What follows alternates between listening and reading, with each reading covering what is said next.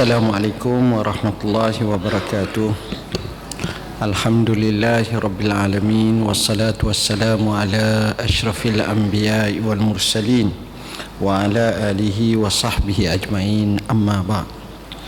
InsyaAllah hari ini kita bahagi kepada dua. Saya ceramah sikit, kemudian saya buka soal jawab. Soal jawab ni pakai kertas je lah, mudah untuk tanya, tak payah tu sangat. Cuma hari ni kita tak dapat panjang sangat masa kerana saya terpaksa ke Putrajaya, ada dua meeting yang utama. Tuan-tuan dan puan-puan yang dirahmati Allah, isu yang kedua, kami tak dapat nak sedia lagi buku ni kerana sudah habis stok cetak. Jadi tengah nak cetak balik, mungkin minggu bulan depan kot siap kot, insya-Allah. Bismillahirrahmanirrahim. Muka surat 70, faslun fi aqsamin najasah.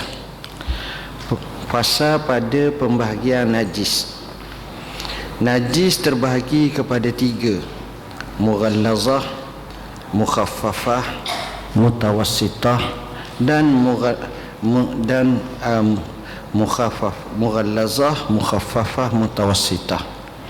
Mughallazah ni maknanya najis yang padanya sama ada anjing, khinzir dan pecahan keturunan daripada keduanya.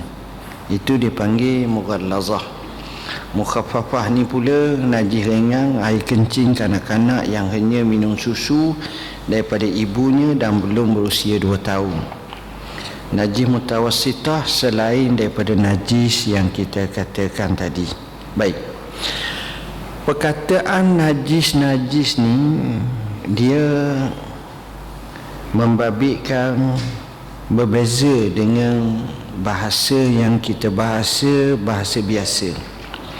Kerana kalau kita kata najis, ertinya benda tu kotor, benda tu kena basuh, tu makna najis. Tapi mungkin kalau ikut orang biasa, kadang-kadang mereka kata benda najis ni tapi tak kotor. Macam anjing dia basuh seumur dah. Jadi bersihlah anjing dia tu, tapi kita tetap kata najis. Yang kedua, kalau kita tengok najis ni, kadang-kadang kita mengambil hukum kenajisan ni berdasarkan kepada hukum syar'i. Maknanya Tuhan kata najis, najis lah. Ataupun hadis kata najis, najis lah. Ataupun atas istinbat para ulama berdasarkan hadis nas menunjukkan hukumnya najis, maka hukumnya najis. Yang kedua, najis ni tuan-tuan, sifatnya dia tidak boleh kita nak bersih. Kita tak boleh nak bersih najis, tapi kita bersih mutanajis. Najis tak boleh bersih. Air kencing tak boleh nak bersih. Yang kita bersihnya tempat tu, basuhan tu. Lantai kena air kencing, maknanya air kencing tu tak najis. Buang dulu air kencing, basuh dulu. Yang bersihnya lantai, air kencing tetap tak bersih dah. Itu dia. Jadi kalau kita kata najis, memang tak boleh, ya najis. Tetapi mutanajis, benda yang kena najis, yang itu memang boleh lah. Macam baju kita pakai, tiba-tiba burung merpati kena baju najis dia, kita kata baju tu kena najis. Jadi baju tu jadi najis, tetapi sifat mutanajis, dia bukan baju tu baju daripada tahi burung merpati dah. Baju tu tetap baju yang tu, tapi kena, boleh bersih, hilang. Tu bezanya. Najis ni pula ada dua jenis. Satu dipanggil sebagai najis hissi ataupun memang najis sungguh. Yang kedua najis maknawi. Najis maknawi ni maknanya tubuh badan dia tak najis, tapi makna tu najis. Dari segi maknawi tu najis. Macam Allah kata innamal musyrikuna najasun, sesungguhnya orang-orang musyrik ni najis. Orang-orang musyrik najis. Ibn Hazmin Az-Zahiri menafsirkan dengan zahir. Jadi sebab tu bagi mereka mungkinlah Allah kalau dalam keadaan itu najis dia kata najis sungguh. Tapi kita kata bukan maksud macam tu. Sebahagian besar ulama kata najis dari segi i'tiqad dia tu silap, salah, jadi dia najis. Nas tu sebut najis, ni dipanggil najis maknawi. Ada pun yang seterusnya, najis juga disebut sebagai najis yang kita katakan najis hukmi dan najis hissi.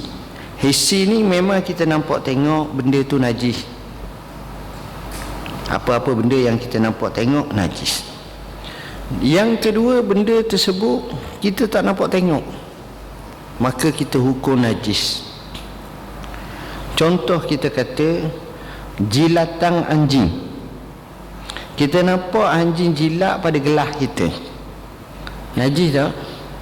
Najis. Sebab Nas sebut iza walagal kalbu fi ina'i ahadikum falyaghsilhu sab'a marratin ulahunna biturab. Jadi kalau anjing tu jilat pada bekas kamu, maka basuh 7 kali, salah satunya dengan air tanah. Baik, katakan anjing tu jilat, dia jilat sampai 5 minit pun jilat, campur sebab ada air sikit dia pun jilat. Sudah dia jilat, maka tepat tu bekas tu kena bekas jilatan dia tu najis tak? Najis lah. Tapi mungkin kerana terkena cahaya matahari, lepas tu kering dah. Sejam kemudian kita tengok bekas tu tak ada kesan dah, najis tak rasa? Kalau ikut macam tu memang najis lah. Jadi kena samuk jugalah. Dia tak kata masa basah je najis, lepas tu bila kering tak ada dah najis. Tak.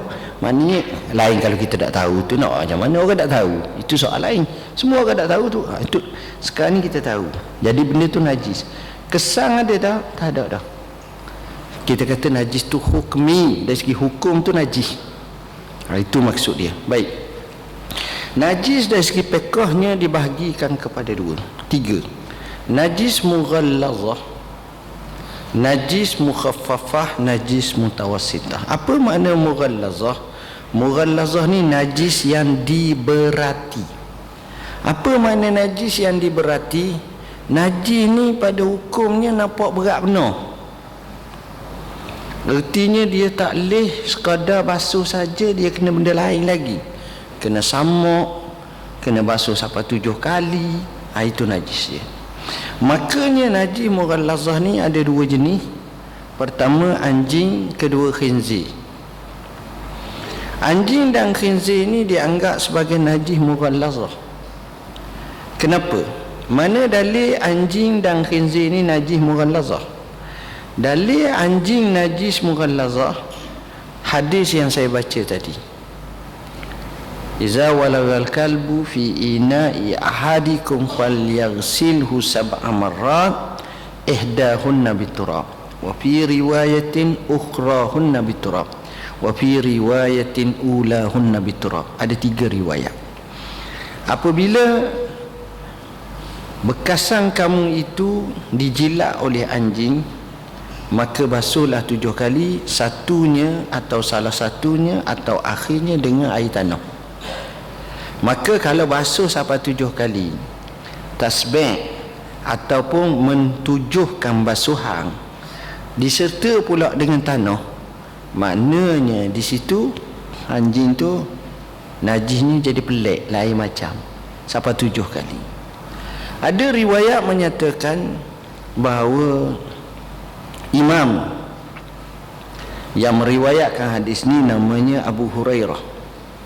Abu Hurairah melihat bahawa anjingnya basuh 3 kali je, tak payah 7.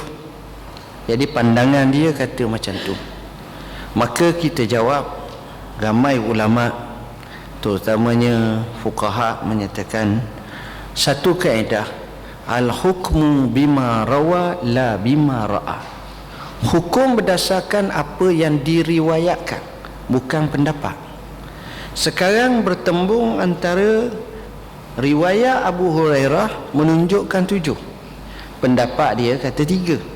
Jadi riwayat sandaran pada Nabi, maknanya hadis marfu'. Maka pada masa itu lebih didahulukan, bukan berdasarkan pandangan dan pendapat. Ini mazhab kita lah.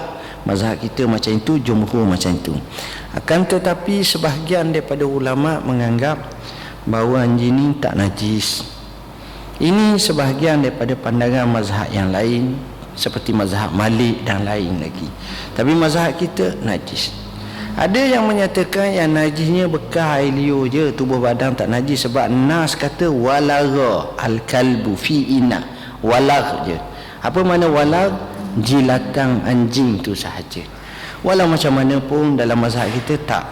Bila sebut anjing, maka hukumnya najis semua sekali. Kenajisan itu diambil berdasarkan hadis yang kita baca ni. Baik.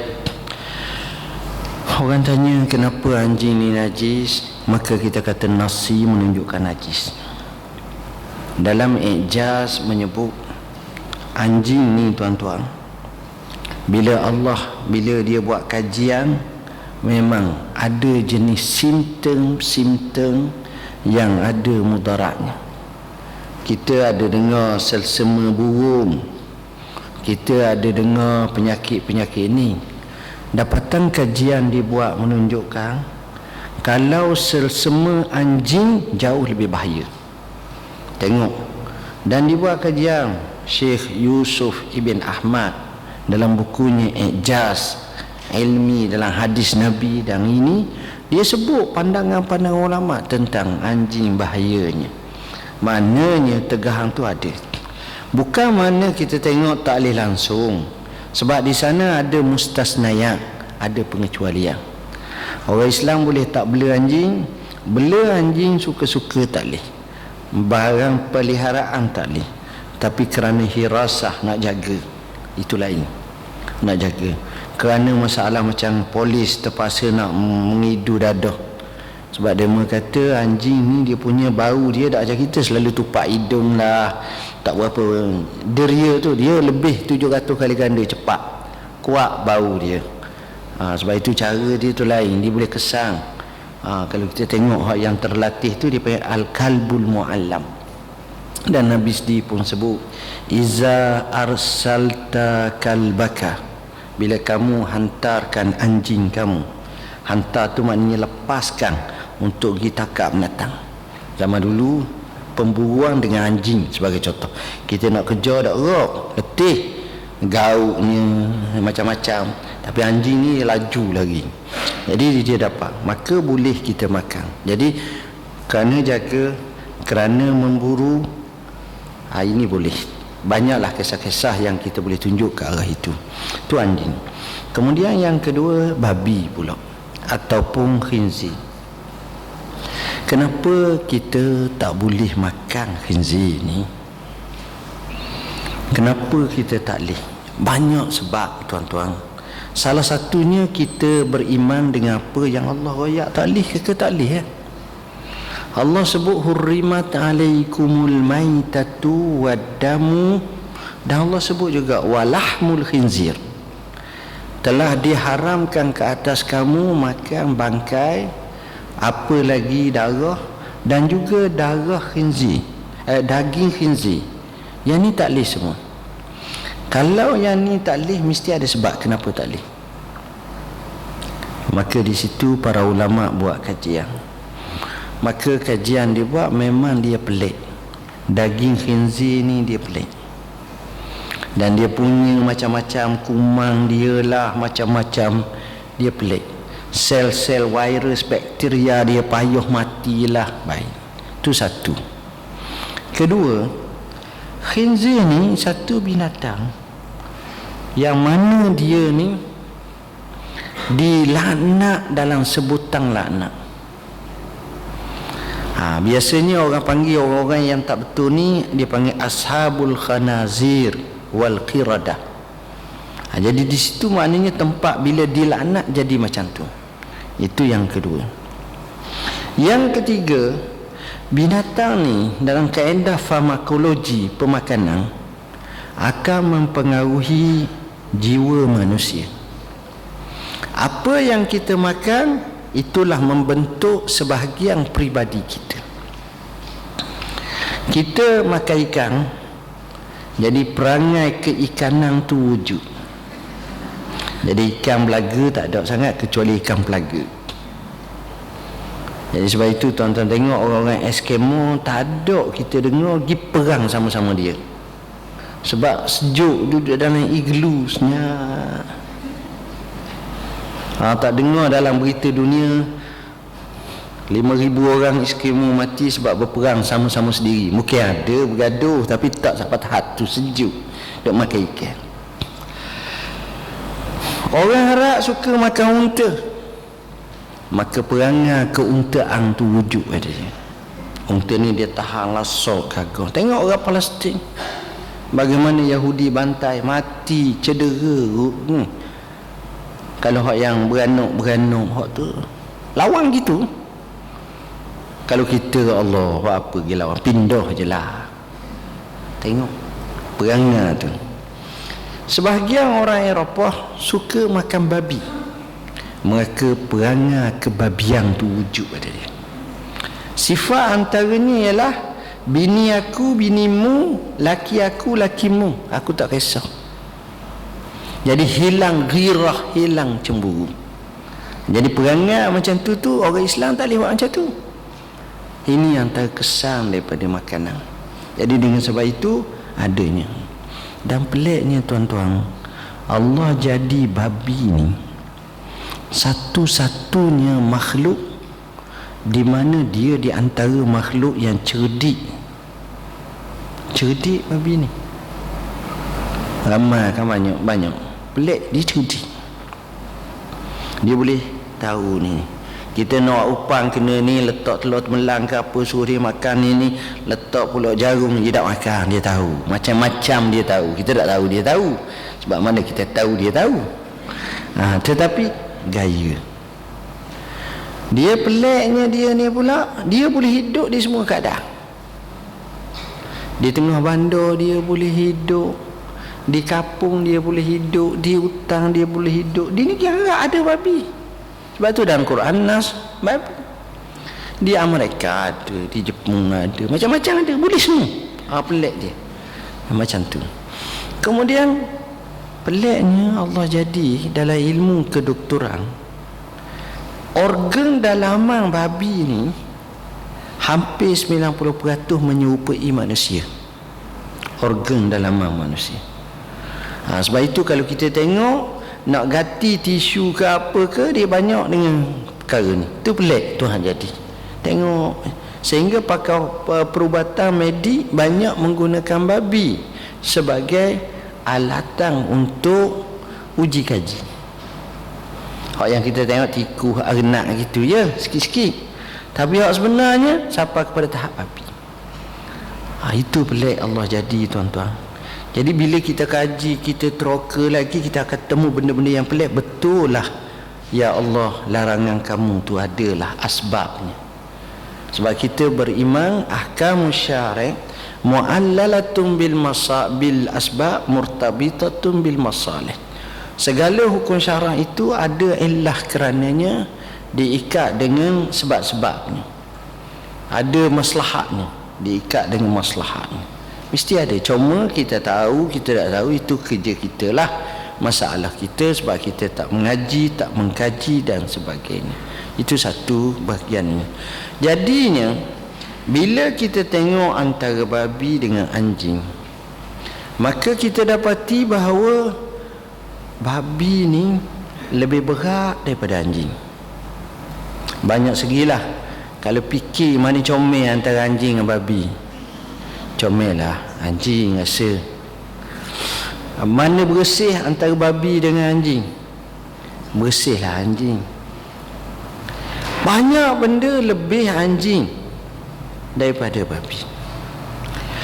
Jika sekiranya anjing tu kalau macam tu pun disuruh basuh dengan 7 kali, maka kias aulawi babi yang sifatnya akhas, lebih hina, lebih teruk, lebih berat daripada anjing, sepatutnya lebih lagi lah. Maka diambil hukum kesamarataan, anjing, babi ni kena samak juga, kena basuh bekas dia dengan 7 kali, kena kias kepada anjing tadi tu. Itu timbul halnya. Baik. Kemudian seterusnya, najis mukhaffafah. Bila sebut najis mukhaffafah ni ialah najis yang ringan. Najis ringan ini najis kanak-kanak, air kecil kanak-kanak yang hanya minum susu ibunya belum usia 2 tahun. Kanak-kanak di sini pula adalah kanak-kanak lelaki, bukan kanak-kanak perempuan. Jadi orang tanya, kenapa kanak-kanak lelaki bukan kanak-kanak perempuan? Kerana ulama kata ada beza. Anak lelaki ni anak perempuan. Sebab itu anak perempuan walaupun umurnya 4 hari, 5 hari, air kencing dia tetap mutawassitah walaupun dia minum susu ibunya. Tetapi yang dikehendaki yang mukhaffafah ni air kencing kanak-kanak lelaki sahaja. Ini berdasarkan apa yang seorang anak sahabat kencing atas Nabi, lalu Nabi minta air dan Nabi renji sahaja. Itu makna mukhaffafah, ringan nak banding. Antara sebabnya kata dia, pertama kanak-kanak ni dia tak pandai nak royak kita, dia nak buat air kecil kita ada. Kedua, dia cakap pun tak tahu. Ketiga, masalahnya kita tak tahu peraturan dia macam mana sebab dia kecil sangat. Yalah, ni jangan kita cerita zaman kita ni ada pampers cukup lekat dah gini. Kita cerita daripada zaman awalan lagi yang kalau kita kira di Malaysia kita pun 40-50 tahun dulu tak ada pampers ni. Dalam keadaan yang cukup suka pakai kain sahaja. Jadi daripada situlah kita tengok mudarat masyakkah tu banyak. Dan kanak-kanak lelaki ni pula PA perangai orang-orang zaman dulu, dia suka bawa berbanding dengan anak perempuan. Anak perempuan yang suruh duduk rumah je. Jadi abah ni boleh anak lelaki seorang kau dah pikul rumah. Cara zaman dulu bawa kelek, pergi main dang haji pun bawa anak, pergi ni pun pergi bawa anak. Suka sangat. Ni cerita fitrah manusia berkenaan anak lelaki masa kecil dulu, masa dulu. Jadi bila dah banyak ni dah kalau terkecing ke apa ke, kalaulah terpaksa kena basuh kena ni, jadi suka. Itu salah satu daripada pandangan mereka. Tapi asalnya ta'abudi. Yang seterusnya masalah najis mutawassitah, semua najis lah. Najis mutawassitah ni selain daripada najis yang kita sebutkan, selain mukhaffafah, selain daripada mughallazah, maka najis itu dipanggil sebagai najis mutawassitah. Kemudian fasa yang ke-20, fi izalati najasah, pada menghilangkan najis. Jadi kata dia, al-mughallazatu tathuru bisabai ghasalat ba'da izalati ainiha. Ihdahun nabi turab wal mukhaffafatu tathuru birashi al-ma' 'alaiha ma'al ghalabah wa izalati 'ainiha wal mutawassitatu tanqasim ila qismain 'ainiyatun wa hukmiyah.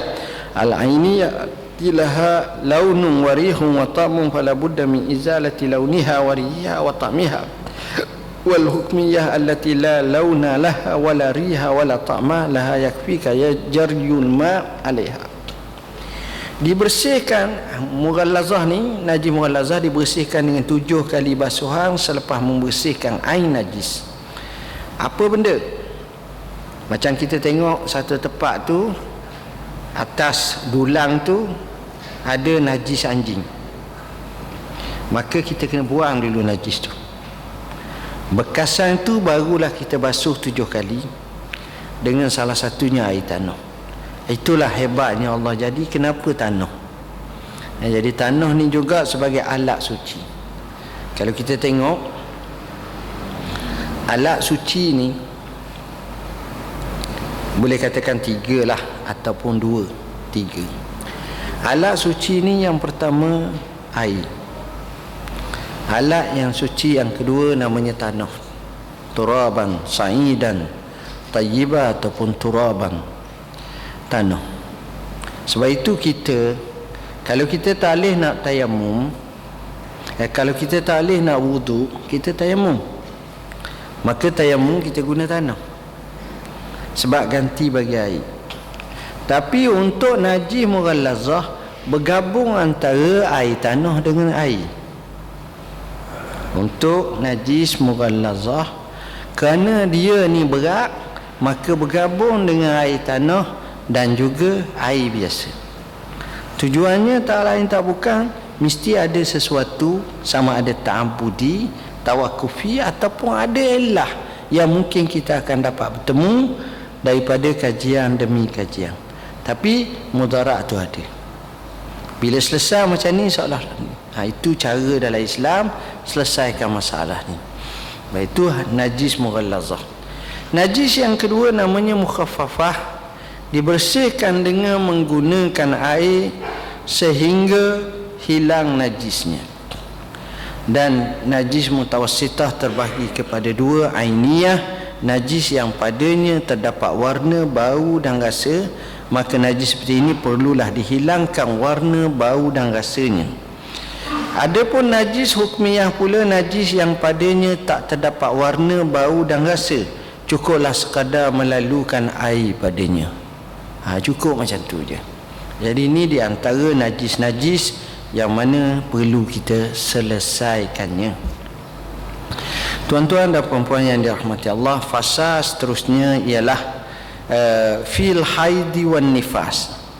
Haid dan nifas. Aqallul haidi yawmun wa laylah wa ghalibuhu 6 aw 7 wa aktsaruhu 15 yawman bilayaliha. Aqallu tuhri bainal haidataini 15 yawman wa ghalibuhu 24 yawman aw 23 yawman wa la hadda li aktsarih. Aqallun nifasi majjatun wa ghalibuhu 40 yawman wa aktsaruhu 60 yawman. Sependek-pendek tempoh haid adalah sehari semalam, ghalibnya 6 hari 6 malam, 6 atau 7 malam. Yang paling panjang 15 hari 15 malam. Dan yang paling pendek suci antara dua haid ialah 15 hari 15 malam, ghalibnya 24 jam. Dan ghalibnya paling biasa suci ialah 24 hari. Maknanya takdir 24 atau 23 hari, takdir haidnya 6 atau 7 hari. Dan tidak ada hak kebersihan suci sebanyak-banyak. Ada orang datang haid 3 bulan sekali, ada 2 bulan sekali, tapi ghalibnya sebulan sekali dalam keadaan 6, 7, 8 hari, 5, 6 hari, itu ghalibnya. Sedangkan sependek-pendek masa nifas pula adalah sekadar satu lahzah serta merta, dan paling panjang 60 hari, ghalibnya 40 hari. 40 hari itu jangan tunggu 40 hari, kadang-kadang 38, kadang-kadang 37, kadang-kadang 41, 42. Ni kita tak mesti 40 hari atau mesti 44 hari, tak mesti macam tu. Dia bergantung pada tubuh badan, fizikal, pemakanan, kesihatan. Ini mempengaruhi tentang ni. Baik. Haid ini, maksud haid ini ialah darah yang keluar daripada wanita. Petanda dia sudah akil balik. Petanda dia ini wanita yang sihat, yang dia berlaku seperti itu. Jadi bila keluar haid, maka dia tak boleh semayang, dia tak boleh puasa, banyak aktiviti agama dia tak boleh buat. Wa yasalunaka 'anil mahid qul huwa adza fa'tazilun nisaa fil mahid. Mereka tanya kamu tentang haid, maka katakanlah dia ni kotor atau berpenyakit, maka jarakkan diri kamu daripada wanita yang haid. Jarak maknanya jangan bersetubuh masa haid. Baik. Jadi haid ini dia banyak pantang larang dia. Dia banyak hal yang ni, dan sifat darah pula macam-macam. Ringkas ceritanya, orang haid ni ada 6 keadaan. Pertama dipanggil mubtadaah mumayyazah, kedua mubtadaah ghairu mumayyazah, ketiga dipanggil adah mumayyazah, Keempat dipanggil adah ghairu mumayyazah. Kelima nasiyah mumayyazah. Keenam nasiyah ghair mumayyazah. Gitulah lebih kurang. Maknanya ada perempuan yang baru datang haid yang dapat dibezakan antara haid datang. Ada yang tak dapat beza, dia tak kenal sangat lagi. Ada yang sudah biasa dah dapat beza, ada yang tak dapat beza. Ada yang jenis pelupa tapi dapat beza, ada yang pelupa yang tak dapat beza. Al-Imam Nawawi ketika mensyarahkan daripada kitab Muhazzab oleh Syirazi, syarah panjang lebar pembahagian satu persatu tentang haid ini. Cuma saya katakan bahawa kita mengetahui akan hakikat kita. Orang perempuan dia tahu tentang keadaan dia, macam mana dia nak hukumkan. Ramai orang tersilap dalam masalah haid apabila menunggu tempoh, tiba-tiba dia terlupa dan dia tidak qada semayang, terabai semayang. Sebab itu kena faham fakih betul dalam isu macam ni. Kemudian selepas disebut ini, dia sebut tentang haid yang paling pendek sehari semalam. Kalau 4 jam je suci dah lepas pada tu, tetap kena cukupkan sehari semalam. Begitu juga ghalibnya 6 hari, 7 hari atau 8 hari. Ini ghalibnya. Panjang sekali pun 15 hari. Itu masanya. Dan waktu suci yang paling pendek 15 hari. Sebab kalau panjang 15 hari, cuci 15 hari je lah. Itu biasanya. Dan yang ghalibnya 24 hari, sebab 6 ataupun 7 hari yang bersih, yang haid. Dan kalau panjang tak ada hak. Ini pembahagian. Haid ni datang usianya 9 tahun. 9 tahun tu bukan makna 9 tahun Masihi, tapi 9 tahun Qamariyah.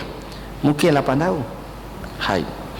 Haid 8 tahun, 9 tahun atau 8 tahun lebih, atau mungkin kurang pada 8 tahun. Semuanya ini bergantung kepada istiqra'. Apa makna istiqra'? Pengamatan para ulama zaman masing-masing macam mana wanita haid. Dia perempuan ni dia terbeza haid masing-masing, sama ada kerana cuaca, kerana fizikal, kerana kesihatan, kerana biologi, kerana jenis bangsa tu. Jenis bangsa, kadang-kadang hak jenis bangsa yang segar, arak lain pula. Hak jenis rasa letih, lemah lain pula. Jadi perkara tersebut tidak sama antara satu puak dengan satu puak lain, bangsa dengan bangsa yang lain. Imam Syafi'i ada pernah kata, aku pernah tengok seorang nenek paling muda. Nenek paling muda, dia kata aku pernah bertemu usianya 21 tahun. Nenek paling muda umur 21 tahun. Maknanya tuan-tuan, umur 9 tahun nikah, umur 10 tahun beranak, anak dia pula perempuan, umur 9 tahun anak dia pun menikah, umur 10 tahun anak dia beranak, dia umur 21 tahun jadi nenek dah. Ada dalam tu. Jadi situ menunjukkan bahawa ada juga haid. Maknanya umur 8 tahun, umur 9 tahun tu datang dah haid. Jadi perkara macam ni dipanggil istiqra', pengamatan dan kajian para ulama. Begitu juga dalam masalah nifas. Nifas ni kerana kelahiran. Maka tengoklah keadaan dia. Kalau ghalibnya kita kata 40 hari, lebih atau kurang sikit. Kalau panjangnya sampai 60 hari, dan kalau pendeknya mungkin kurang daripada itu, satu lahzah, sekejap sangat. Tapi jarang berlaku macam tu. Baik, fasal yang ke-22, fi a'zaris salah, keuzuran salat. A'zarus salah isnani an-naum wasnisya.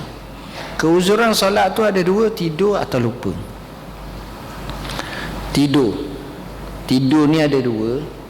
Memang tidur sungguh, tidur mati. Ada orang tak sedar. Tapi ada orang tu tidur tak matilah, memang tidur sungguh, tidur ayam ngor ni. Jadi tidur ni kita tengok macam mana bentuk tidur tu. Jadi bila kita tidur terlepas waktu solat, maka tak berdosa. Tapi buat tidur berdosa. Atau kita ni tidur orang kejut dah tak bangun juga, berdosa. Tapi kalau memang tidur-tidur sungguh, nak buat macam mana? Mereka tidur ni kita tak boleh nak kawal sangat. Sampai sekarang mukjizat ataupun kita kata keistimewaan tidur ni, saya tak tahu, saya tak mahu cakap hak orang muda, kita ambil hak tua sikit. Hak umur 60, 50, 60, 70. Sampai sekarang bab tidur ni cukup unik, kita tak tahu bila kita tidur. Sampai sekarang kita tak tahu. Walaupun kita tidur tiap-tiap malam. Mana tak ada seorang beritahu, Syekh, alhamdulillah semalam saya boleh tidur pukul 10 45 minit 26 saat. Tu start tidur tu. Tak ada. Ya, sedar-sedar tidur. Tu kita tak tahu tepat exactly bila kita tidur, kita tak tahu. Tu pelik. Buat kajian sekali, mana minggu bulan depan mari bagi tahu, Ustaz, semalam saya telah dapat buat catatan, saya tidur sebenarnya saya kata auta yang lebih tu. Tak tahu tu, tak pelik. Itu Allah jadi uniknya tidur ni. Tidur lalu macam mana ni? Baik, jadi tidur ni tak berdosa orang tidur macam mana? Tidur dia tak sedar tidur.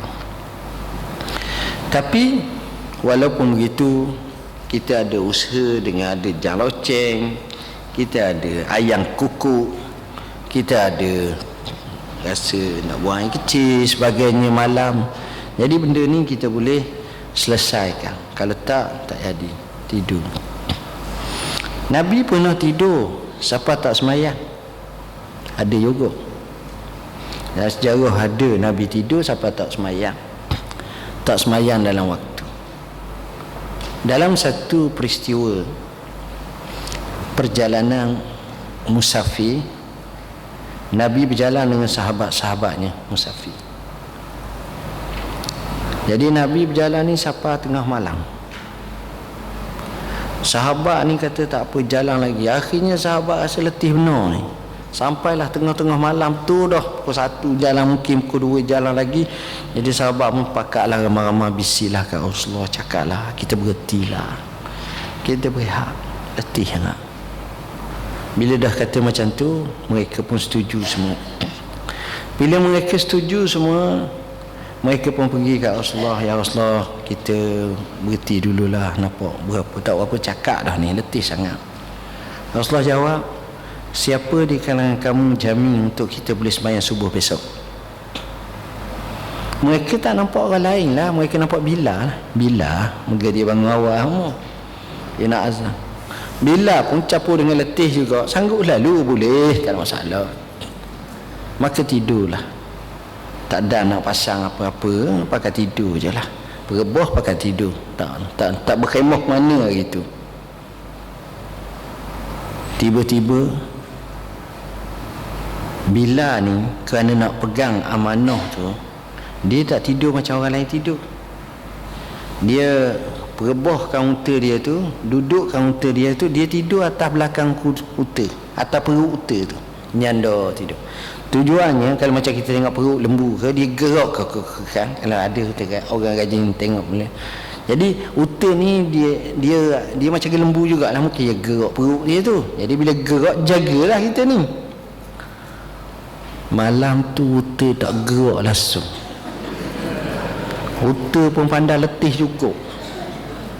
Jadi pakat tidur dengan tidur setidur-tidurnya.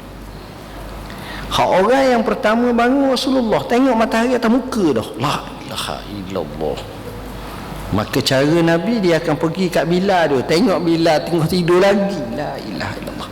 Lal, hang kata hang boleh semayang, boleh gerak ni. Hang apa? Allah ya Rasulullah, minta maaf banyak. Unta hamba tidur juga. Nabi pun perintah segera bangun. Nabi kata kita tak semayang sini, ni lembah syaitan, kita keluar dulu baru kita qada semayang. Daripada situ menunjukkan kadang-kadang kita diajar bila orang lupa daripada tidur macam ni, dia kena qada semayang. Cumanya Jangan tidur ketika waktu hampir masuk, terutamanya subuh. Kita tengok bola, duk layang bola Piala UEFA ke apa ke, kita duk tengok sampai pukul 4.30, kat pukul 5 dah masuk waktu 5.30. Kita boleh bertahan sampai 5.10, rasa ngantuk mata sangat, nanti bangunlah. Jadi kita semayang lah subuh pukul 10.30 pagi. Masa tu kita, sebab apa? Sebab itulah waktu kadang-kadang syaitan akan jadi menyebabkan kita sabar dulu, tunggu waktu dulu, semayang, sudah semayang, tidur tak apa. Itu cara dia. Yang kedua, nisyan. Nisyan ni lupa. Orang lupa, kadang-kadang ada kat kita lupa. Ada orang tu jenis orang yang selalu semayang awal, tiba-tiba hari tu dia tak semayang awal, dia terlupa, ingat okey dah, akhirnya tu lupa. Ada juga bila lupa ni nak buat macam mana? Sifat pelupa, manusia pelupa. Jadi bila lupa, dimaafkan atas kesilapan-kesilapan dia. Jadi itu antara sebab menyebabkan seorang tu tak payah, bukan tak payah, tak dosa kerana tak semayang, tapi wajib qada. Dalam mazhab Syafi'i, jumhur ulama wajib qada semayang walaupun dia terlupa ataupun tidur selepas daripada waktu semayang. Lepas tu dia kena qada semayang. Saya rasa sekadar itulah yang dapat saya sampaikan. Soalan ada tak? Kalau ada 1-2 soalan. Ya. Saya nakkan penjelasan tentang mutahayyirah. Mutahayyirah ni maknanya biasanya orang yang sudah hampir kepada menopause, dekat dah, dia heran ada tak lagi haid dia ataupun tak. Jadi bila dia dalam keadaan macam tu, maka dia kena tengok macam mana status dia. Dia kena tanya Tok Guru, kena tengok, kena pasang. Dia boleh beza langsung ke ataupun dia tak boleh nak beza. Mungkin pada masa tu kedudukan haid tu tak berapa jelas, warnanya tak berapa, ataupun sifatnya tak berapa, ataupun waktunya terlalu pendek dan sebagainya. Jadi dia jadi tak tahu sangat. Tu maksud mutahayyirah. Wallahu alam. Soalan lain ada? Saya nak tanya berkenaan dengan anjing tadi. Sekarang ni banyak terutama di barat, mereka menggunakan service dog, anjing yang dilatih untuk membantu orang yang buta, yang kurang keupaya, dan juga kanak-kanak yang berlainan keupayaan, di mana anjing ini tinggal bersama tuan dia. Jadi macam mana, adakah kita boleh menggunakan perkhidmatan begitu kerana telah proven that is good? Macam mana tu? Saya nak tanya. Dia bila sebut bab anjing, kita kena meraihkan 2 perkara. Pertama mazhab, kedua budaya. Kalau kita dapat meraihkan 2 perkara ni, kita akan selesai masalah. Kalau kita tengok setengah negeri, termasuk negeri Arab ataupun negeri Islam, yang bermazhab lain daripada mazhab kita, dan budaya mereka mungkin lain, pada masa itu tak ada masalah sangat. Tapi kita ni dalam budaya kita, bukan tak boleh. Kita dalam Islam ni mudah ya tuan-tuan. Jangan buat perkara menyebabkan orang petikai. Jadi bila kita buat macam tu, hati jadi tak selesa. Jadi bila tu kita kena jaga. Saya contoh, kita bahas fiqh. Kita bahas fiqh, pegang orang perempuan, contohnya sentuh laki perempuan tak batal wudu, sedangkan dalam mazhab Syafi'i batal. Kita pula jadi imam, jadi kita bawa bini kita sebelum sembahyang, kita pegang tangan bini kita, kita peluk bini kita, kita cium bini kita, lepas tu dia pun pergi belakang sembahyang. Orang qomat, kita pun terus nak sembahyang, nak jadi imam. Masa tu makmum yang ada belakang kita akan pecah pada 2. Mereka rasa tak seronok. Kenapa ni gini? Kenapa? Kita boleh berhujah dalilnya gini-gini, tapi hati. Tapi apa kata jika sekarang kita tak buat? supaya meraihkan orang-orang yang semayang belakang kita, orang nampak kita ni berwudu, jadi hati kita tenang. Sahabat yang semayang belakang kita pun tenang, mereka tak akan timbul masalah lagi. Itu maksud saya. Jadi sama juga dalam isu ni, kita raihkan mazhab, kita meraihkan budaya, itu jauh lebih baik. Bagi saya mungkin alternatif lain lebih sesuai lagi. Saya rasa 2 soalan cukuplah dulu untuk hari ini. Kebetulan saya terpaksa ke Putrajaya, insya-Allah lain kali saya jawab panjang lebar. Bersama kami satu buku soal jawab A to Z tentang tasawuf, buku terbaru jugalah ni, yang syarat isu-isu yang pelik-pelik, terutamanya wahdatul wujud, maqam, hal, kasyaf, mimpi, wasatah, kita jawab dalam ni banyak. Wallahu alam. Bismillahirrahmanirrahim. Allahumma faqihna fid din, alim ta'wil. Allahumma ja'alna minal ladzina yastami'una al-qawla fayattabi'una ahsanah. Allahumma rabbana atina fid dunya hasanatan wa fil akhirati hasanatan wa qina azabannar. Wa sallallahu ala sayyidina Muhammadin wa ala alihi wasallam. Walhamdulillah. Wassalamualaikum warahmatullahi wabarakatuh. Alhamdulillah. Terima kasih diucapkan kepada Al-Qadir Sahibus Samahah Dr. Zulkifli bin Muhammad Al-Bakri, Mufti